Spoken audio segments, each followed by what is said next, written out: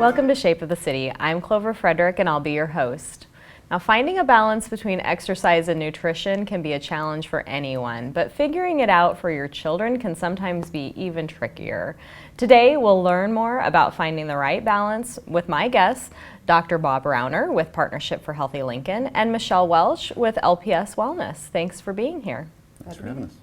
Well, let's start with Bob. Now, Bob, what are the benefits of physical activity, especially for youth? Well, it's almost hard to stop when you start. I mean, it's everything from obviously better fitness, lower obesity, but everything from sleep to behavior issues to, for kids, a lot of testing, just every test they've gone through, math, reading, science, writing, they tend to do better when they're more physically fit. So lots of benefits all around for physical activity and fitness. Okay. Now, what type and amount of exercise are recommended for children as they grow from kindergarten up to high school? Yeah, and I think that's one of the things hardest for people to get. You know you're supposed to be physically active, but how physically active? How much time? They usually try to define it, what they call moderate to vigorous physical activity, anywhere from a walk to riding a bike to running.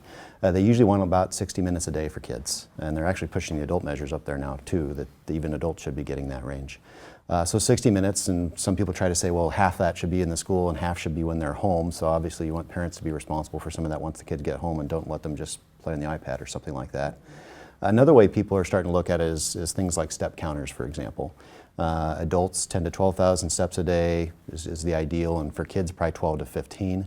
Sometimes it's hard to wear a step counter, but a lot of the new smartphones actually have built-in step counters. So like I have an iPhone 6 and it will open up when there it is. It actually tracks your steps by day. So if you're wearing it, it'll actually track it that way. Mm-hmm. Good. Now, what are some of the biggest challenges to keeping kids active these days? Well, one is distractions, being driven places, because if you're sitting in a car, you're not walking. So finding ways to incorporate it into your day, hopefully walking to school as opposed to getting a car ride. And then as we head into the winter, it's just that it's colder and people just don't naturally get out as much, but if you learn how to dress for the cold, it's really not too bad. There's nothing that says you can't be out active in December or January. You just got to dress the right way. All right. Now, what advice do you have for those as we come into the winter season, how families can stay active during the colder months?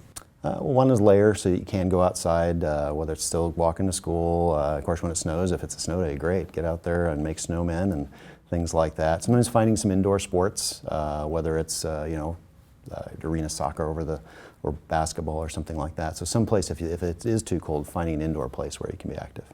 Very good. Okay, well, let's talk to Michelle for a little bit.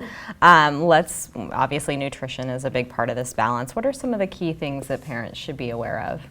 Well, I think it's really, as every year ticks by, kids are making more and more choices. And what we have and what we buy for them and what's at home is a lot of times what they're going to eat. And then when they're outside, for instance, in the school or out on events with friends, all those little choices really can add up. That is true. Some people may assume that little kids run around just to sort of burn off their calories, but what do we really need to be thinking about when balancing nutrition and exercise with our children? Well, I think it's really a lot of being mindful about what we're eating and what we're drinking, because really 20% of our calories come from a cup. And so we need to also not only be thinking about what foods we're choosing, but kind of timing of them. And then also, what are we doing for drinks between meals? Because the between meal drinks, anything outside of water, is really just kind of bonus calories that can really undermine kids, especially because our cups just keep growing. And so, it used to be a no big deal if we go in and have like a little small cup of juice or something, but now the cups are so big, the kids are getting maybe 4 servings at one time, and it kind of gets in their way. Wow. How can parents teach their kids better habits for knowing how to eat more wisely? Well, I think the first thing is that what we model. Kids do what they see us do. And, again, having things available. I know in my house, boy, if I have the wrong thing sitting out, the kids are going to be all over it. If I have the right thing sitting out, the kids will be all over it. Kids are just hungry. They're growing and things are happening. And so if I have grapes cleaned and cut up in little bunches, they're grabbing those and they're gone. I have to buy those more often. If I have other kind of type of snack type things around, they go. So really, when we think about how we eat, convenience is key for all of us. And so the more we make those good things for us convenient, that really makes a difference. Very good. Now, what are some resources that can help parents find this balance for their kids? Well, I really think, school lunch, school breakfast, and really after-school programs provide kids with a lot of great nutrition. If they really look at what's happening in the schools, they have kind of recognizable entrees, but they do lots with fruits and vegetables. And I think the more we can kind of get to those places, it really isn't about making complex foods. I think that's where people think, oh, I have to cook. Really, you don't have to cook. You have to be able to buy a little more frequently so you don't have things go brown and furry in your crisper drawer, but really just having things handy and ready to go.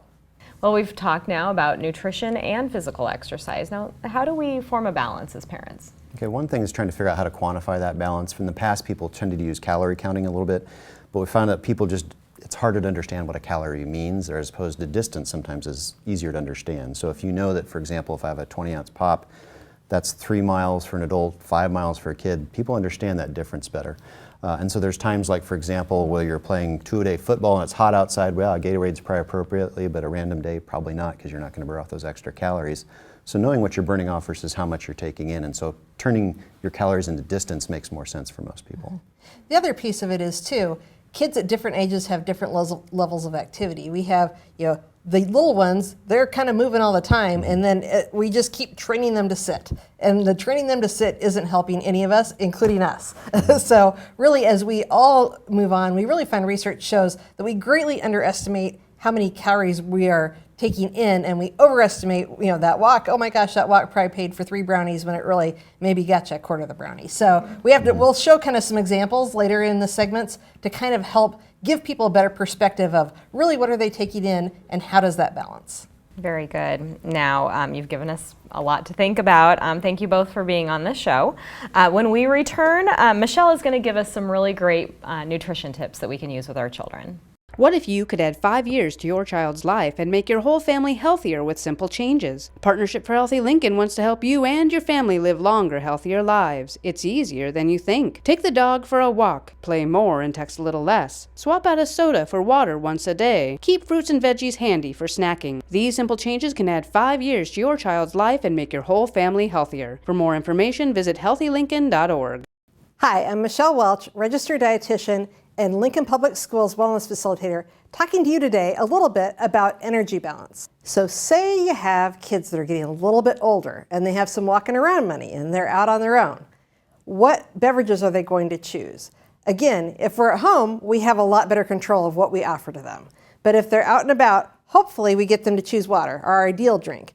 If they're choosing other drinks, especially I find a lot of these are marketed at my kids' age, kind of that teen to tween age, is a big difference in the impact of what they're choosing.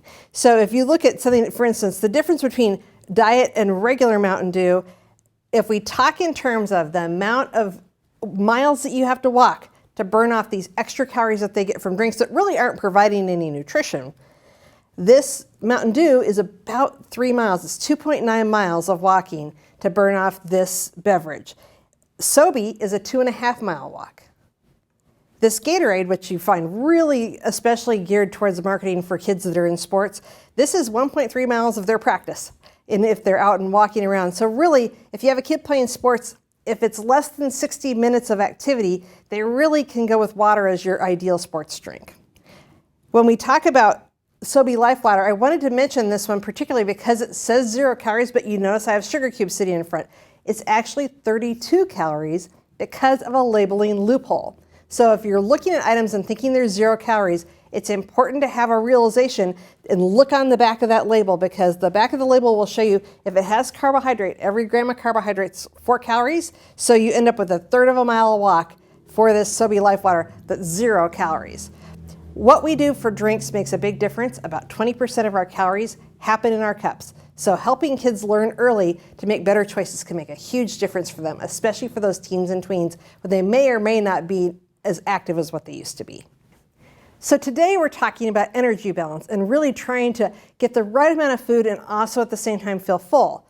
When we really talk about meals, usually we're aiming for about 500 calories per meal, depending on the size of person you are and how active you are.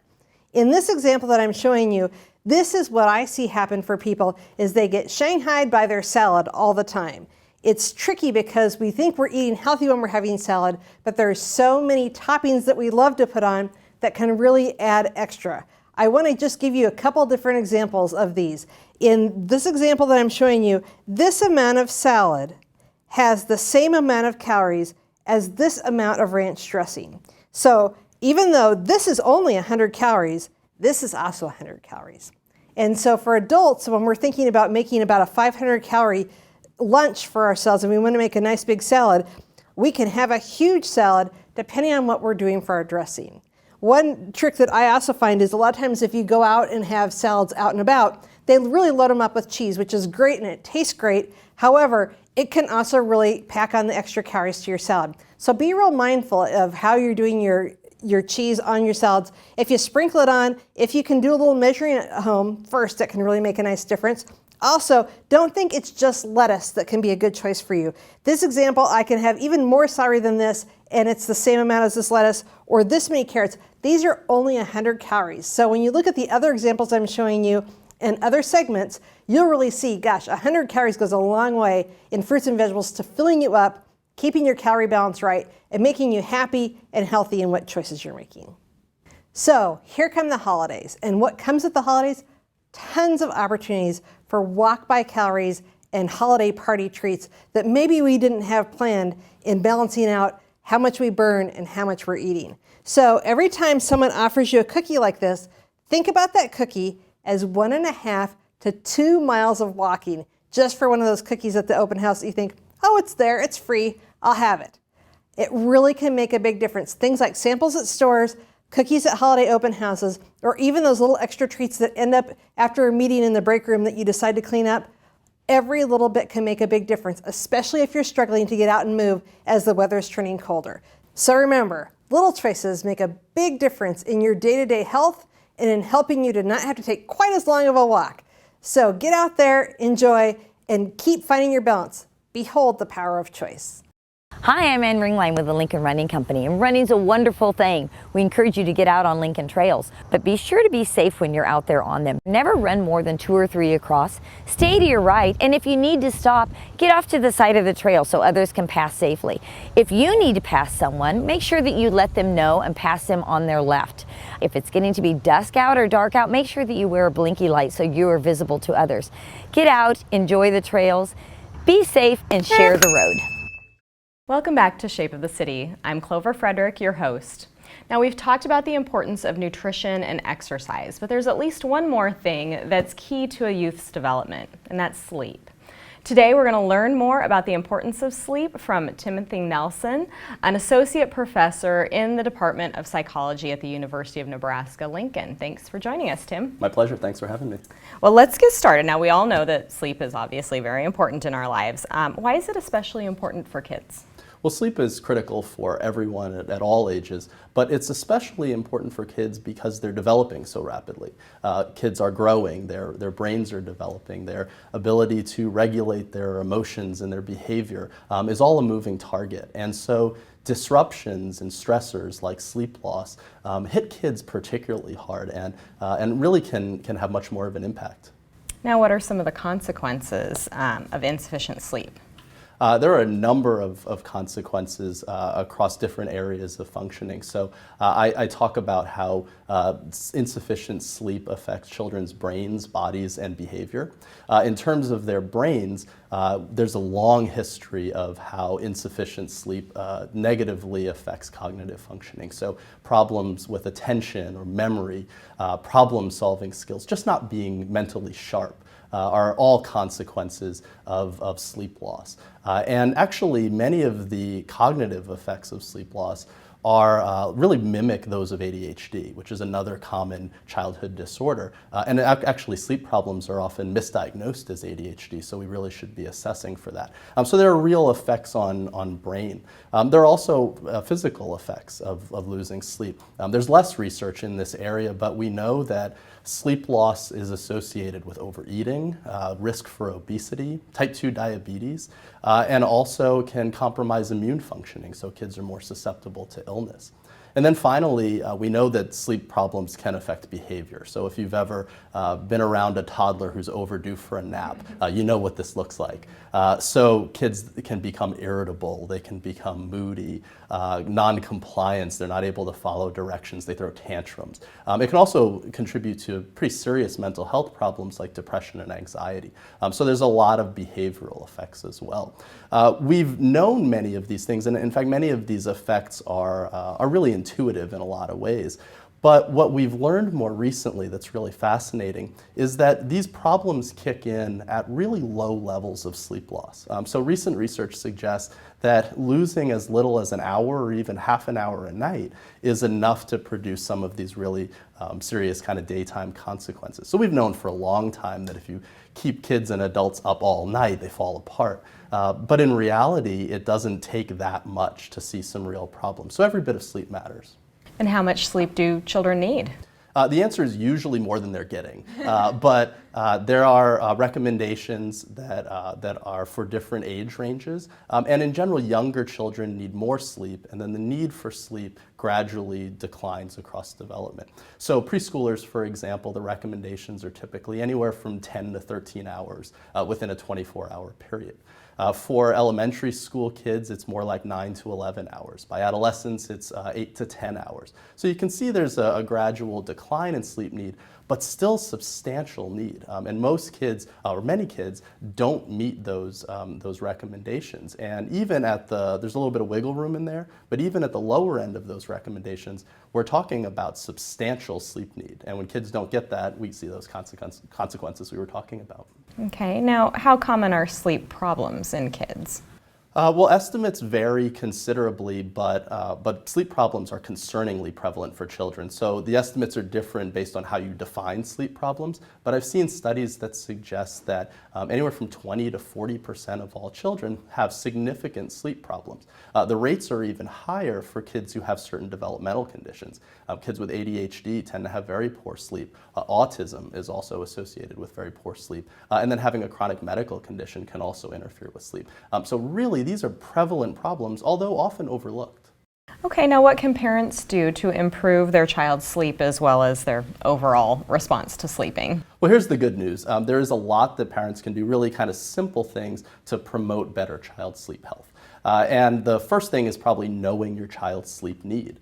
So I've talked about those recommendations. Many parents don't know and don't understand how much sleep their child should be getting. Many parents say, well, I can get by on 6 hours, I'm sure my child can. That's not how it works. And so understanding that sleep need and planning to allow for that amount is really critical. Having a regular bedtime and wake time and keeping those consistent every day and not changing it on the weekends dramatically, that's a really important step as well. Having a pre-bedtime routine, so doing things that allow the child to prepare for bed and start winding down is really important. So I have a preschooler, Lucas, and he's had a regular bedtime routine for a long time. So he knows we take a bath, then we put on pajamas, then we brush teeth, then we read a book, and then we're ready for bed. And so that helps the child to understand that it's time to start winding down and it's time to start getting ready for sleep. There's also recommendations about the physical sleep environment. We want it in general to be cool, dark, and quiet. That's conducive to good sleep. And then there's things we want to avoid, like caffeine in the evening, and even in the afternoon, it can stay in the system and interfere with sleep. And then screen time is a big issue, so watching TV, video games, computers, iPads, those kinds of things. We generally recommend not to do those things within an hour of bedtime because that can interfere with sleep as well. There are a number of other kind of pretty simple things that parents can do. When issues are more serious though, when there's bedtime resistance or the child really has a hard time getting to sleep or maybe gets up at night, then we might recommend that the family see a behavioral health specialist like a child psychologist to help work through some of those issues. And they're really good behavioral interventions. And then finally, there are certain issues that parents should speak with their pediatrician about. So if children are snoring or have pauses or interruptions in their breathing during sleep, that's a good time to talk to your pediatrician because it might be a sign of something called obstructive sleep apnea, and there are good medical interventions for that. Now, what can parents do during the day to ensure good sleep habits at night? There's a number of things that they can do. In general, we want kids to be exposed to natural light as much as possible because at night we want it to be dark, signaling it's time to go to bed. But during the day, we want light and we want it to be a signal to the child that it's time to be up and time to be active. And being physically active during the day is also really important. So kind of wearing kids out during the day helps them to sleep better at night. And it's also just part of an overall kind of balanced, healthy lifestyle. If you're eating right, if you're exercising, being active during the day, day, and then generally winding down at night. So as you get closer to bedtime, kind of less active sorts of activities, reading and things that help a child to calm down. And going to sleep is really a process. It's not something you just snap your fingers and you fall asleep, especially with kids. So we want them to be able to wind down at night and take kind of the high activity levels during the day and start pulling that back in preparation for sleep. Very good. Are there some resources available for parents who want to learn more? Absolutely. There's a number of great books out there. One that I really like is called Taking Charge of Your Child's Sleep by Owens and Mindell. It's a really good resource for children and adolescents, and parents really can get a lot out of a book like that. So what's the key message that parents should walk away with? Well, sleep for kids is absolutely critical, and it is unfortunately often overlooked. So we hear a lot about diet and exercise, and with good reason. Those are really important health behaviors. But I'd put sleep right up there with those as something that is absolutely essential to good child health. Okay, very good. Well, they're all great suggestions, and I think I'll sleep a little bit better tonight. So thanks very much for coming on the show. Thank you. When we return, we're going to learn some techniques to help your child keep their emotions in check.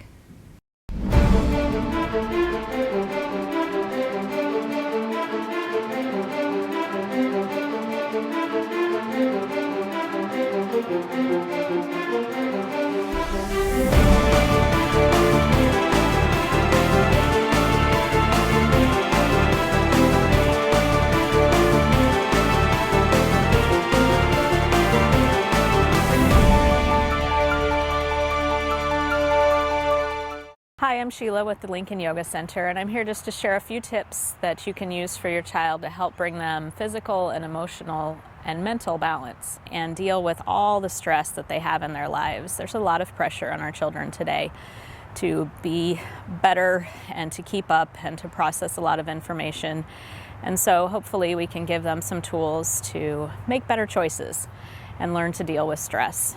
The first one is breathing. So making sure that they're taking nice deep breaths, noticing that their abdomen is rising and falling so that they can stop and think. How we breathe affects how we feel, how we think, and how we react to what's going on around us. So when we hold our breath, we don't generally react in a positive way. And then some movements with our bodies. So our body sends us the most honest signals and information. So making sure that when they realize that they're starting to bring their shoulders towards their ears and make fists and hold their breath, that they can do some stretches and some movements for their body and learn how to diffuse some of that anger and frustration so that they don't react in harmful ways to themselves or others. And doing some journaling, so writing some things down of how they're feeling, and coloring. And sometimes if they're coming at this from a place that's anger or frustration, just crumpling it up and throwing it away. So a way of getting rid of it and letting it go and moving on. Making sure that they learn that it's okay to find ways to handle stress and let go of it. And some of our concentration and relaxation techniques include progressive muscle relaxation, so squeezing and then relaxing. Child's pose, coming down on the ground in rock or child's pose and just taking a few breaths so that we diffuse some of the anxiety and all the information that we're processing. So closing your eyes, finding a place that's quiet, just giving some time, 5 minutes, to take a break from all of that. And talking it out. So finding someone that you can trust, that your child can trust to talk to, and giving them a place to just vent and let go of how they're feeling without judgment or without you trying to fix it. So just saying thank you for sharing and giving them that space to deal with how they're feeling about a situation. And sometimes just a hug, just touch. We're humans, we need touch to make us feel loved and cared for, and that there's compassion in the world. And so giving your child a hug, or even just holding a hand. And sometimes just putting hands on shoulders is a great way to ground a child if they're really upset about something. There's a lot of chaos in our world today, so finding some of these tools to help navigate the world that we live in and find ways to redirect, because energy flows where awareness goes, and making sure that you're putting energy into things that are going to affect you in a positive way rather than negative. And hopefully you can use some of these tools that we've shared today, you and your child, to help manage our world and make it a kinder place for all of us. Thank you. Shape of the City is dedicated to helping Lincoln stay informed of health and wellness topics and events. Visit our calendar at lincoln.ne.gov, keyword 10Health.